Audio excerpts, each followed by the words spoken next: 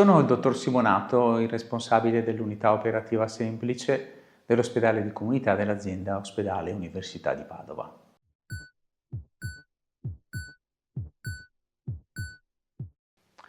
L'ospedale di comunità afferisce alla rete delle strutture intermedie e come tale si colloca come cuscinetto tra il ricovero in un reparto per acuti dell'azienda Ospedale Università di Padova e poi il territorio.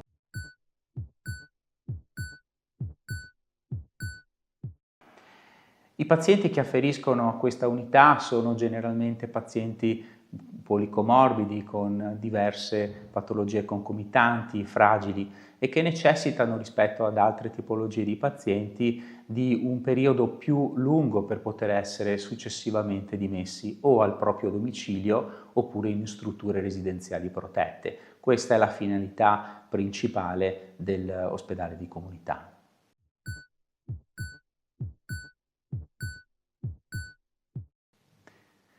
La finalità si ottiene con un intervento multidisciplinare, cioè collaborano alla gestione del paziente diverse figure professionali.